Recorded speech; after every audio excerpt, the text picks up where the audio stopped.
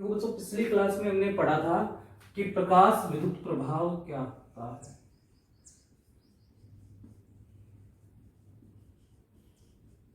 इसके अलावा हमने पढ़ा था कि क्वांटम प्रभाव क्या होता है, यानी कि प्रकाश विद्युत प्रभाव और क्वांटम प्रभाव हमने पढ़ा था पिछली क्लास में।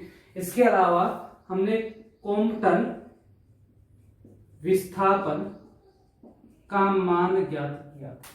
क्वांटम विस्थापन का अपने पास जो मान आया था वो क्या था, डेल्टा लैम्डा बराबर एच अपॉन में m0c 1 माइनस कोस फाई। ये हमने निकाला था किसका मान, क्वांटम विस्थापन का मान ज्ञात किया था।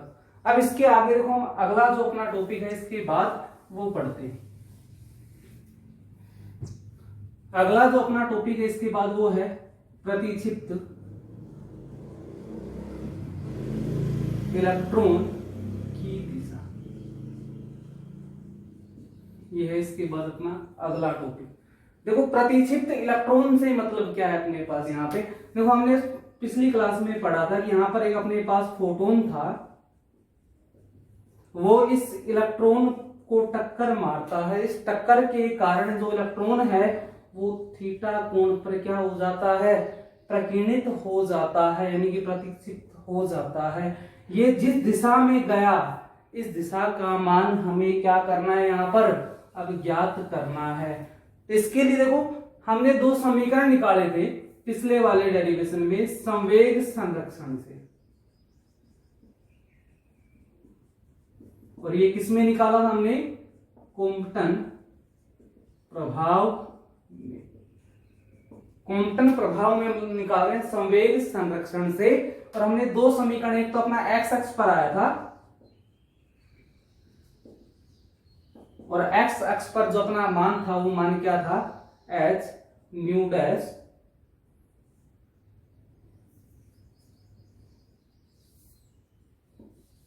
अपना जो मान था वो था H nu minus nu dash cos five upon में सी बराबर एम वी कोस थीटा। और जो वाई अक्ष पर हमने मान निकाला था वो मान अपना क्या था, H nu dash sine five upon में सी बराबर एम वी साइन थीटा। ये दो मान हमने संवेग संरक्षण के अंदर पिछले जो डेरिवेशन थे उसमें निकाले थे। मान इसको यहां पर दे दो समीकरण नंबर 1 और इसको दे दो समीकरण नंबर 2। अब यहां पर देखो, दिशा, दिशा का मतलब हमेशा क्या होता है, जब भी दिशा की बात की जाती है हमेशा tan थीटा लगता है।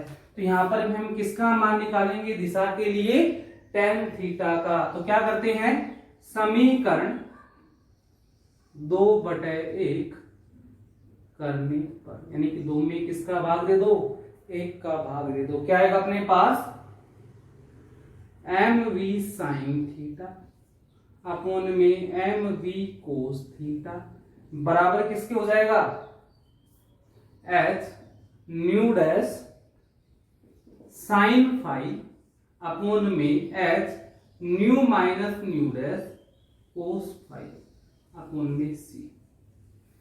ये हमने क्या किया, समीकरण 2 में 1 का भाग दे दिया। अब यहां पर देखो, एच अपोन में सी से एच अपोन में सी कट गया, एम वी से एम वी साइन अपोन में कोस किसके बराबर होता है, tan थीटा। इस तरफ देखो आगे क्या आएगा, nu dash sine five upon में nu minus nu dash cos five. इसके बाद हम क्या करते हैं, यहां पर देखो ऊपर क्या है, न्यू डैश साइन फाइव और अपोन में, इन दोनों में से न्यू डैश को क्या ले लेते हैं, कॉमन ले लेते हैं। तो क्या आएगा, न्यू डैश आ गया कॉमन, अंदर क्या आएगा, न्यू अपोन में nu dash minus cos five, और इसको दे दो समीकरण नंबर।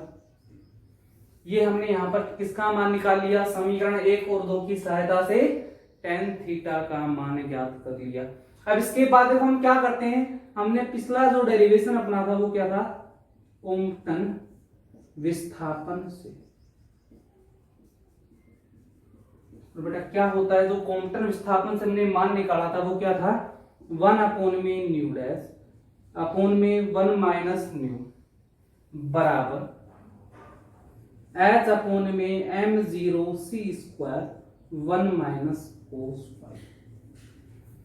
ये अपने पास मान था 1 अपॉन में न्यू डैश माइनस में 1 अपॉन में न्यू बराबर h अपॉन में m0 c square 1 minus cos phi. अब यहां पर देखो, यदि मैं यहां से 1 अपॉन में न्यू कॉमन ले लेता हूं तो क्या आएगा अपने पास, यहां पर आएगा न्यू अपॉन में न्यू डैश माइनस 1 बराबर h अपॉन में m0 c square 1 minus cos phi. हो गया? क्या आ जाएगा इसके बाद, न्यू अपॉन में न्यू डैश माइनस 1, ये भाग में था, ऊपर कहां चला जाएगा, गुणा में। तो क्या आएगा अपने पास, h न्यू अपॉन में m0 c square 1 minus cos phi. अब इसके बाद देखो क्या आएगा आगे,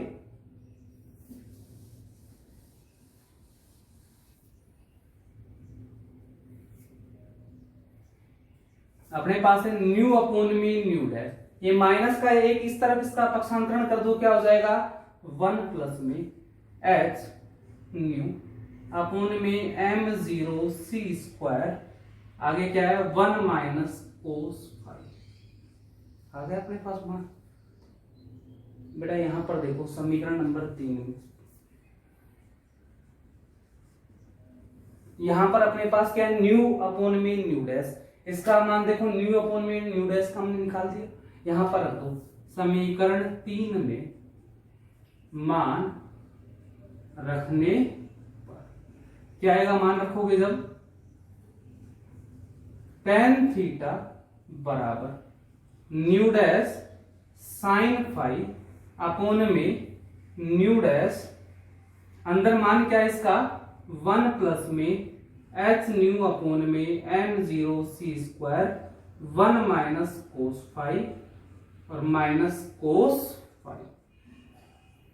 ये हमने क्या किया, न्यू अपॉन में न्यू डैश का यहां पर क्या रख दिया, मान रख दिया। न्यू डैश से न्यू डैश क्या हुआ, कट गया अपना। अब आगे क्या बचेगा, tan थीटा बराबर साइन फाई अपॉन में, यहां पे मान क्या आएगा देखो 1 प्लस में, इसको ऐसे कर लो h न्यू अपॉन में m0 c square 1 minus cos phi plus में 1 माइनस कोस फाई। अब इन दोनों में देखो क्या कॉमन आ रहा है, 1 माइनस कोस फाई और 1 माइनस कोस फाई, तो दोनों में से क्या कॉमन ले लो, साइन फाई अपॉन में h न्यू अपॉन में m0 c स्क्वायर प्लस में 1 और बाहर क्या आ गया 1 माइनस कोस फाई।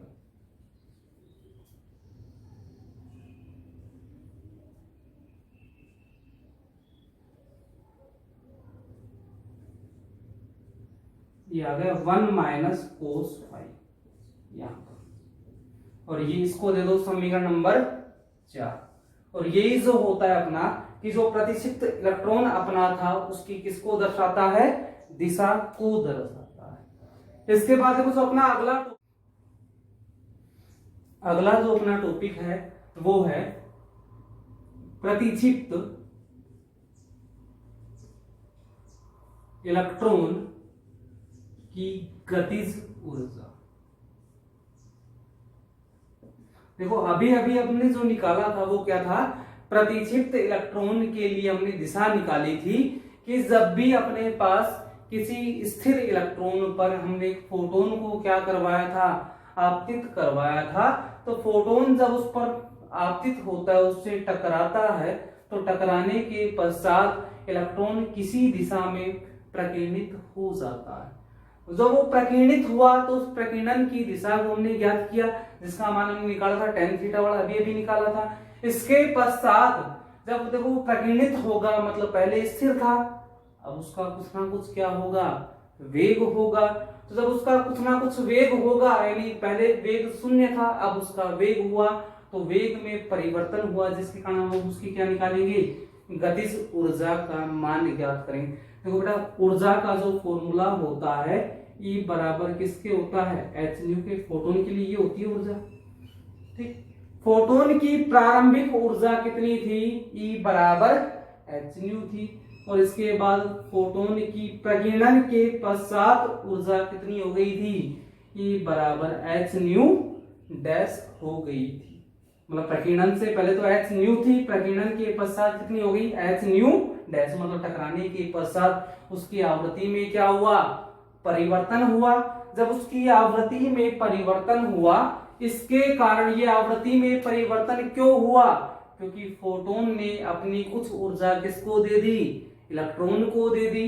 तो इसका मतलब हम यदि इलेक्ट्रॉन की ऊर्जा की बात करते हैं, वो भी कौन सी ऊर्जा, गतिज ऊर्जा, तो क्या आएगी अपने पास, देखो h फोटोन की पहले ऊर्जा कितनी थी, h न्यू थी। बाद में देखो उसने ऊर्जा इलेक्ट्रॉन को दी, मतलब उसकी ऊर्जा में कमी आई, और कमी कितनी आई थी, बाद में कितनी हो गई, h न्यू डैश हो गई। और ये जो दोनों का अंतर है, ये किसकी ऊर्जा के बराबर होगा, इलेक्ट्रॉन की ऊर्जा के बराबर होगा। इसका मतलब क्या आया, E के बराबर h आ गया common, new minus nu dash हो गया। यहां से बेटा देखो क्या आएगा, E के बराबर h न्यू डैश कॉमन ले लो तो क्या आएगा, न्यू अपॉन में न्यू डैश माइनस 1 हो गया अपने पास। h न्यू डैश कॉमन लिया तो न्यू अपॉन में न्यू डैश माइनस 1 हो गया अपने पास। अब आगे देखो हमने अभी अभी मान निकाला है किसका, न्यू अपॉन में न्यू डैश का हमने अभी अभी मान निकाला है, और वो मान कितना था, 1 प्लस में h न्यू अपॉन में m0 c square 1 minus cos phi. ये हमने अभी अभी मान ज्ञात किया। और किसका मान ज्ञात किया हमने, न्यू अपॉन में न्यू डैश का मान ज्ञात किया है। तो अब यहां पर देखो बेटा आगे क्या आएगा, ये जो मान है यहां पर, तो इसको दे दो समीकरण 1। तो समीकरण 1 में मान रखने पर, ये मान किस में रख दो आप, समीकरण नंबर 1 में रख दो। तो यहां से देखो मान क्या आएगा, जब मान रखेंगे हम तो अपने पास क्या आएगा, E के बराबर क्या हो जाएगा, h nu dash, nu upon में न्यू डैश का मान कितना है अपने पास, 1 प्लस में h न्यू अपॉन में m0 c square 1 minus cos phi और माइनस हो गया। ये हमने न्यू अपॉन में न्यू डैश की जगह उसका क्या रख दिया, मान रख दिया। इसको सोल्व करो अपने पास आगे क्या आएगा, E के बराबर h न्यू डैश, अंदर क्या हो गया 1 प्लस में h न्यू अपॉन में m0 c स्क्वायर 1 माइनस कोस फाइव और माइनस हो गया मान, 1 से 1 कट गया, क्या बचा E के बराबर h न्यू डैश, अंदर क्या हो गया h न्यू अपॉन में m0 c स्क्वायर 1 माइनस कोस फाइव। निकाल दी हमने।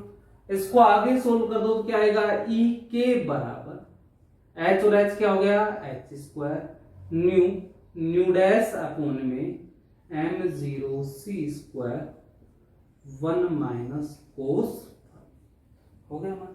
अब देखो हम यहाँ पर कंडीशन लगाते हैं, यदि थीटा बराबर 180 डिग्री,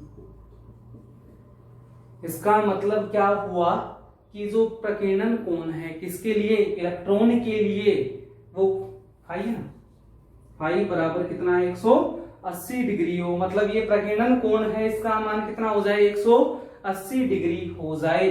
तो ऐसी स्थिति में क्या होगा, E के बराबर h square new new dash upon में m0 c स्क्वायर 1 माइनस कोस 180 डिग्री, और कोस 180 का जो मान होता है वो कितना होता है h square new new dash upon में m0 c स्क्वायर 1 माइनस 1, ये होता है कोस 180 का मान। इसको सोल्व करेंगे आगे तो अपने पास क्या आएगा, ई के बराबर H square new dash upon में एम जीरो सी स्क्वायर 1 माइनस माइनस क्या होगा प्लस। यहां से मान क्या है अपने पास, ई के बराबर 2 H square new dash upon में एम जीरो सी स्क्वायर। ये हमने निकाल दी इलेक्ट्रॉन की गतिज ऊर्जा। वो भी कौन सा इलेक्ट्रॉन था अपने पास, प्रतिक्षिप्त इलेक्ट्रॉन की गतिज ऊर्जा। इसके बाद जो अपना अगला टॉपिक है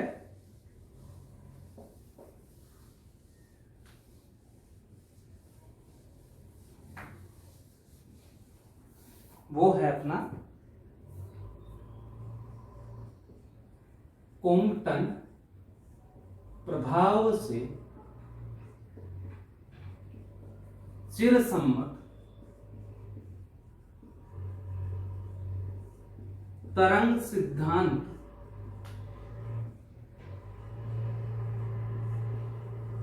की विफलता। देखो कॉम्पटन प्रभाव तो हमने पढ़ा था पिछली क्लास में।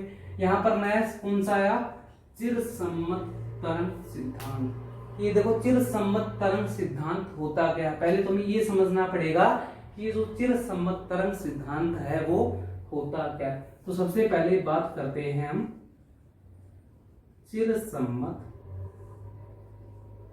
तरंग सिद्धांत। देखो जो चिरसम्मत तरंग सिद्धांत था वो भी एक्स किरणों के लिए दिया गया। इनके लिए दिया गया था, एक्स किरणों के लिए दिया गया था।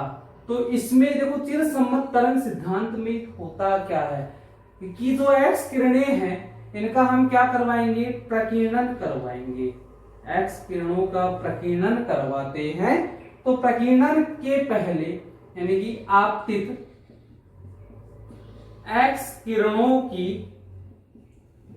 तरंगदैर्घ्य प्रकीर्णन से पहले कौन सी होगी, आपतित होगी, और प्रकीर्णन के पश्चात कौन सी हो जाएगी, प्रकीर्णित एक्स किरणों की तरंग। यानी कि चिरसम्मत तरंग सिद्धांत में क्या होता है कि जो आपतित एक्स किरण थी अपनी, जिसका प्रकीर्णन हमें करवाना था, उसकी तरंगदैर्घ्य और प्रकीर्णन के पश्चात जो हमें एक्स किरण प्राप्त हुई उसकी तरंगदैर्घ्य दोनों कैसी होती है, समान होती है। किसके अनुसार, चिरसम्मत तरंग सिद्धांत के अनुसार। कि जो चिरसम्मत तरंग सिद्धांत है वो क्या कहता है कि आपतित एक्स किरणों की तरंगदैर्घ्य और जिसका हमने प्रकीर्णन करवा दिया तो प्रकीर्णित एक्स किरणों की तरंगदैर्घ्य दोनों का मान कैसा होता है, समान होता है। हो गया। लेकिन जो कॉम्पटन प्रभाव है जो हमने पिछली क्लास में पढ़ा था, उस कॉम्पटन प्रभाव के अनुसार क्या होता है कि एक्स किरण जो आपतित हुई की तरंगदैर्घ्य और प्रकीर्णित एक्स किरण की तरंगदैर्घ्य दोनों समान नहीं होती है। ये किसने कहा, कॉम्पटन प्रभाव ने। कॉम्पटन प्रभाव ने कहा कि जब भी एक्स किरणों का प्रकीर्णन होता है तो प्रकीर्णन के पश्चात उसकी जो तरंगदैर्घ्य होती है वो प्रारंभिक तरंगदैर्घ्य से बढ़ जाती है। मतलब दोनों तरंगदैर्घ्य समान नहीं होती है। और इसके लिए कॉम्पटन प्रभाव में अनेक प्रयोग किए गए। उन प्रयोगों के आधार पर ही यह सिद्ध हुआ कि आपतित एक्स किरण की तरंगदैर्घ्य प्रकीर्णित एक्स किरण की तरंगदैर्घ्य के समान नहीं होती। प्रकीर्णित एक्स किरण की जो तरंगदैर्घ्य थी वो अधिक हो जाती है, किससे, आपतित एक्स किरण की तरंगदैर्घ्य से। और इस आधार पर कॉम्पटन प्रभाव ने इस चिरसम्मत तरंग सिद्धांत को विफल साबित कर दिया। ठीक है। इससे अगला जो अपना टॉपिक है वो हम पढ़ेंगे नेक्स्ट क्लास में। ठीक है।